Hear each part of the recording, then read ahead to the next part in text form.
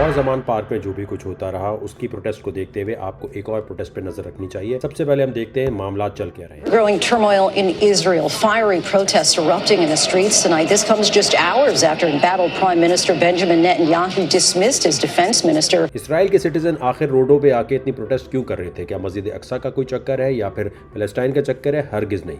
इस कहानी को गौर से आपने समझना ताकि हम इससे सीख सकें।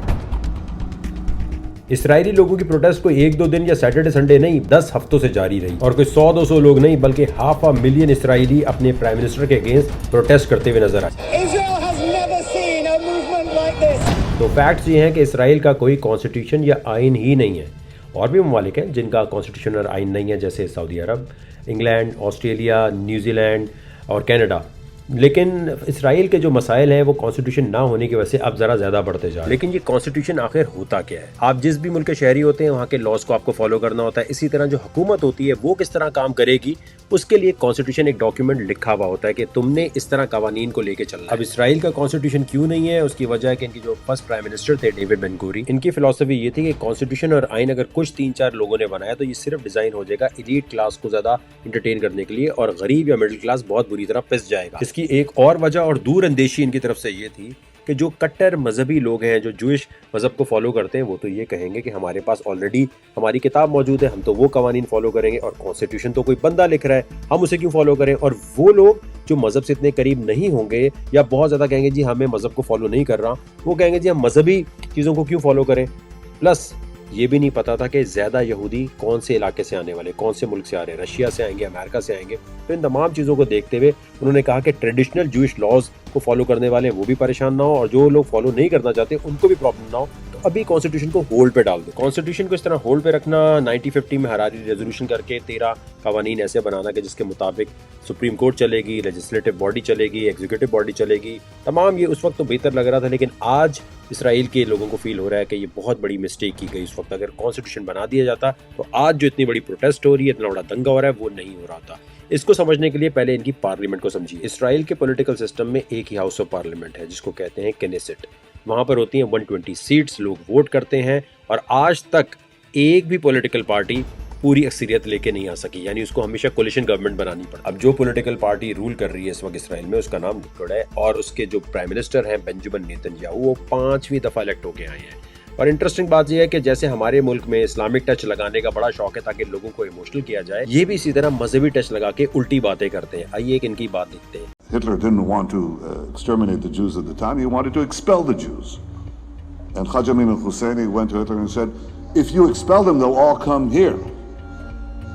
So what should I do with them? He asked. He said, burn them. Prime minister Netanyahu ये फरमा रहे हैं कि हिटलर तो वैसे कत्ल नहीं करना चाह रहा था, ज़िबा करना नहीं चाह रहा था, वो तो सिर्फ यहूदियों को निकालना चाह रहा था। लेकिन अर्ली 20th सेंचुरी के एक मुस्लिम लीडर ने जाकर उनको बोला कि यार इनको कत्ल कर दो वरना ये हमारे इलाकों में आ जाएंगे।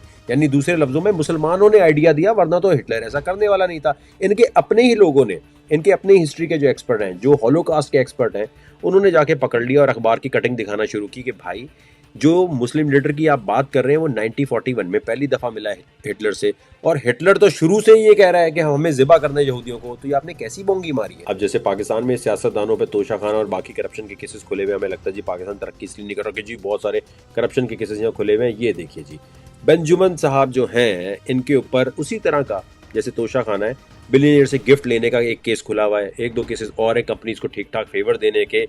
और अब ये चाहते हैं इस देखें अब जमहूरियत में क्या होता है, लेजिस्लेटिव बॉडी, एग्जीक्यूटिव बॉडी, इसी तरह जो है कोर्ट जो है और मीडिया, ये चारों अलग अलग चलने चाहिए, एक दूसरे को इन्फ्लुएंस ना करें, एक दूसरे पे भरमबाजी ना करें। ये चाहते हैं कि जो इनकी लेजिस्लेटिव बॉडी है, पार्लियामेंट जो है, वो सुप्रीम कोर्ट के कवानीन को ओवर रूल कर सके। अगर सुप्रीम कोर्ट कोई फैसला देती है तो ये कहे नहीं जी पार्लियामेंट उससे ऊपर है, हम सुप्रीम कोर्ट को कंट्रोल कर सकते हैं। तो जुडिशियल रिफॉर्म्स के नाम पे इन्होंने एक चालाकी करने की कोशिश की। अवाम एक नहीं दो नहीं, जैसे मैंने पहले बताया 10 हफ्तों तक बाहर रही, 500,000 लोग बाहर रहे, पढ़े लिखे लोग आके खड़े होकर कि नहीं भाई ऐसा नहीं, हम आपको करने देंगे। ये कोई ऐसी प्रोटेस्ट नहीं थी जिसमें कुछ सियासी जमातें अपने कारकुन लेके पहुंच गई, पूरा इसराइल बाहर था। आप सोचें एयरपोर्ट के ऊपर कोई बंदा मौजूद नहीं, टिकट काउंटर वाला मौजूद नहीं, पायलट मौजूद नहीं, कोई हॉस्पिटल में मौजूद नहीं, हर कोई सड़कों पे था कि हमारे हकूक छीनने की प्लानिंग का सोचा भी कैसे। उन्हें यह पता था कि जुडिशियल रिफॉर्म्स अगर आएंगे तो जो भी सुप्रीम कोर्ट के जजेस अपॉइंट होते हैं वो भी पार्लियामेंट करेगी, जो सुप्रीम कोर्ट इससे माजी में फैसले देती रही है करप्शन के खिलाफ, और जो इनके वहाँ पे मेंबर्स होते हैं पार्लियामेंट के, उनको हटाती रही है, वो तो अब काम हो ही नहीं सकेगा। अब आप ये सोचिए कि इतनी ज़्यादा प्रोटेस्ट हो रही थी कि प्राइम मिनिस्टर नेतन्याहू को इटली जाना था, पायलट ही नहीं था। बड़ी मुश्किल से पायलट अरेंज हुआ, तब वहाँ पहुँचे तो जो वहाँ पर ट्रांसलेटर था जूइश, उसने बोला मैं ट्रांसलेट नहीं करता।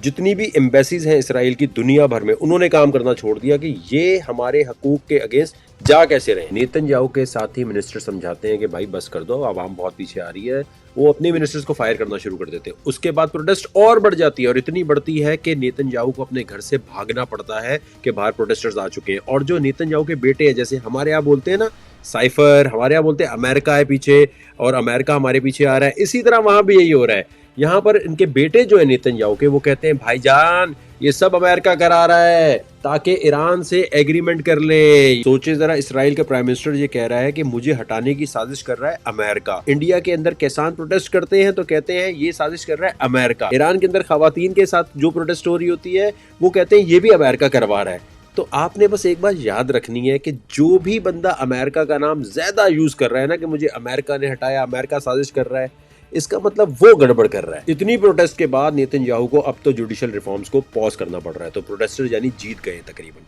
और लेकिन हम पाकिस्तानियों को इससे क्या सीखना चाहिए?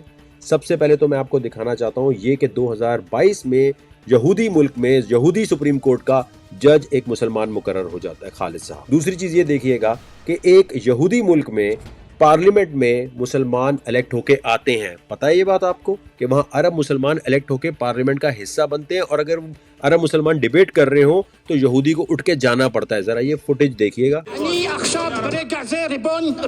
तो यहूदियों के मुल्क में एक मुसलमान ने नेस्तो नाबूद कर दिया डिबेट करके एक यहूदी को। ये सोचने के बजाय ये सोचो कि हम पाकिस्तानियों को अपनी फिक्र करते हुए अपने मुल्क में माइनॉरिटीज की इज्जत करनी चाहिए। आप जरा ये सोचिए, इसराइल में इतनी पॉलिटिकल इंस्टेबिलिटी है, इतनी बड़ी बड़ी प्रोटेस्ट हो रही हैं जितनी पाकिस्तान में शायद ही आजकल आपने कभी देखी हो, और वहां पर भी इतनी करप्शन है, तो वो लोग इतनी तरक्की कैसे कर रहे हैं? इसराइल का बच्चा बच्चा मैन्युफैक्चरिंग की तरफ है, टेक्नोलॉजी की तरफ है, और वो चाहता है कि हम बनाकर कुछ दुनिया को दें। हमें आवाज उठानी चाहिए कि हुकूमत को पॉलिसी ऐसी बनानी चाहिए कि या तो चैम्बर ऑफ कॉमर्स से मैन्युफैक्चरिंग जितनी भी एसोसिएशन है इसको अलग करे, कि क्योंकि चैम्बर ऑफ कॉमर्स तो सिर्फ इंपोर्ट के लिए रह गई, या तो फिर कवानीन ऐसे चैम्बर ऑफ कॉमर्स बनाने के लिए पुश करे कि मैन्युफैक्चरर को सबसे ज्यादा इज्जत दी जाए। मैं कहता हूं कि वन विंडो ऑपरेशन होना चाहिए। अगर कोई जूता भी बना रहा है, कोई चीज जहां मैन्युफैक्चरिंग कर रहा है, उसके पास इतने सारे इदारे नहीं जाने चाहिए, सेल्स टैक्स, फलाना टैक्स, ये टैक्स। उसके लिए ये हो कि हाँ भाई अगर तुम इतनी एक्सपोर्ट कर रहे हो, ठीक है, चलो तुम्हें बस इतनी परसेंटेज का टैक्स देना है और कुछ भी तुमसे पूछा नहीं जाएगा,